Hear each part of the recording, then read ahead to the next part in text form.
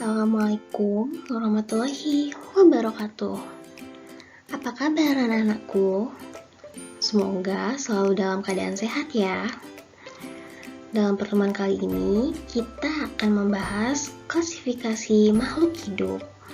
Diharapkan kalian nantinya akan memahami bagaimana ciri-ciri benda di lingkungan sekitar dan bagaimana klasifikasi makhluk hidup itu sendiri. Segala sesuatu yang ada di sekitar kita terdiri atas benda-benda. Jika diperhatikan, air yang biasa diminum juga tersusun atas benda-benda, yaitu tersusun atas 2 atom hidrogen dan atom oksigen. Udara yang dihirup setiap saat juga mengandung gas oksigen. Begitu juga dengan uang logam. Uang logam yang biasa kalian gunakan untuk belanja merupakan zat padat yang terdiri atas campuran tembaga dan perunggu.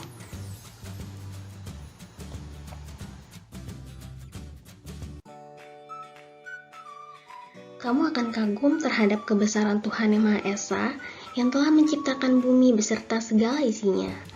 Tuhan Yang Maha Esa juga telah menciptakan berbagai jenis makhluk hidup dengan sangat teratur dan menciptakan alam semesta ini dengan sempurna, seperti air, udara, hutan, batuan, dan berbagai macam mineral yang terdapat dalam perut bumi. Oleh karena itu, jangan lupa untuk selalu bersyukur kepada Tuhan dan juga jangan lupa menjaga alam semesta ini agar tetap lestari dan tidak dicemari oleh berbagai macam zat berbahaya yang dapat merusak lingkungan. Karena kamu harus bersungguh-sungguh mempelajari karakteristik benda-benda di sekitarmu, kemudian mengklasifikasikannya berdasarkan sifat-sifat atau ciri-ciri dari benda-benda tersebut.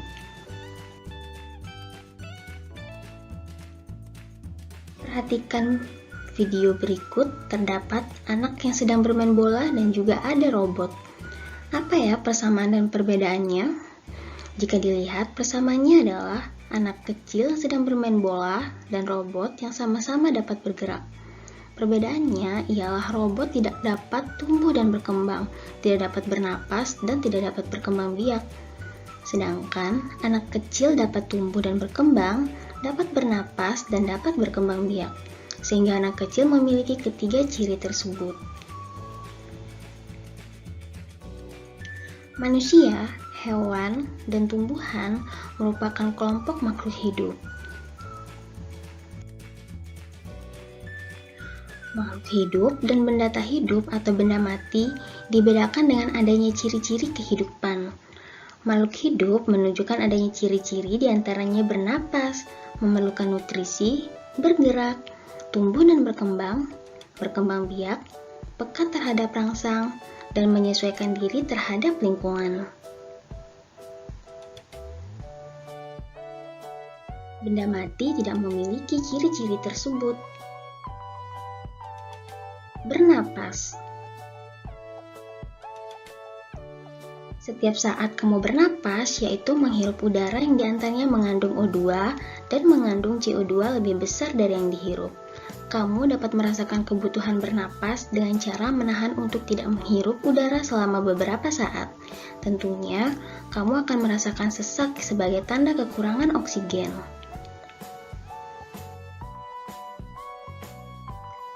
Memerlukan makanan dan minuman.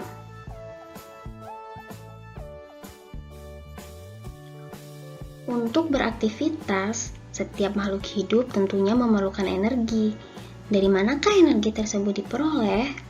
Nah, untuk memperoleh energi, makhluk hidup memerlukan makanan dan minuman, seperti yang terlihat misalnya kuda yang memakan rumput, dan juga seorang anak yang sedang memakan nasi.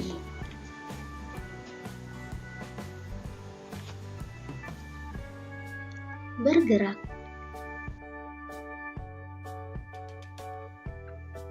Kamu dapat berjalan, berlari, dan menggerakkan tangan merupakan ciri bergerak. Tubuhmu dapat melakukan aktivitas karena memiliki sistem gerak. Sistem gerak terdiri atas tulang, sendi, dan otot. Ketiganya bekerja sama membentuk sistem gerak. Tumbuh dan berkembang.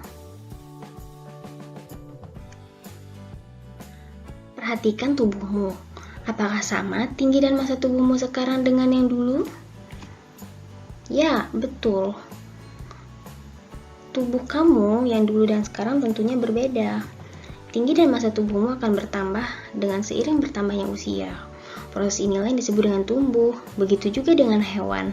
Kupu-kupu bertelur, telur tersebut kemudian menetas menjadi ulat, lalu menjadi kepompong. Kepompong berubah untuk menjadi kupu-kupu muda, dan akhirnya berkembang menjadi kupu-kupu dewasa.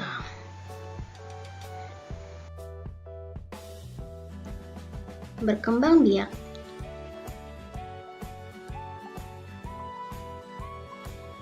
Kemampuan makhluk hidup untuk memperoleh keturunan disebut dengan berkembang biak atau reproduksi. Berkembang biak bertujuan untuk melestarikan keturunan agar tidak punah. Sebagai contoh, kamu lahir dari ayah dan ibu. Ayah dan ibumu masing-masing juga mempunyai orang tua yang kami panggil kakek dan nenek, dan begitu pun seterusnya. Peka terhadap rangsang. Bagaimanakah reaksi kamu jika tiba-tiba ada sorot lampu yang sangat terang masuk ke mata? Tentu, secara spontan kamu akan segera menutup kelopak mata. Dari contoh itu menunjukkan bahwa manusia mempunyai kemampuan untuk memberikan tanggapan terhadap rangsangan yang diterima. Kemampuan menanggapi ini disebut iritabilitas. Menyesuaikan diri terhadap lingkungan. Kemampuan makhluk hidup untuk menyesuaikan diri dengan lingkungan disebut dengan adaptasi. Contohnya, tumbuhan yang hidup di tempat kering ini sedikit mengandung air, memiliki daun yang sempit dan tebal.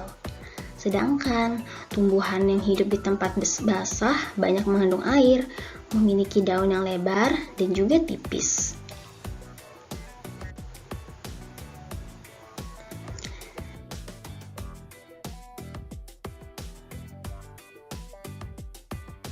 Terima kasih. Semoga video kali ini bermanfaat untuk anak-anak sekalian. Wassalamualaikum warahmatullahi wabarakatuh.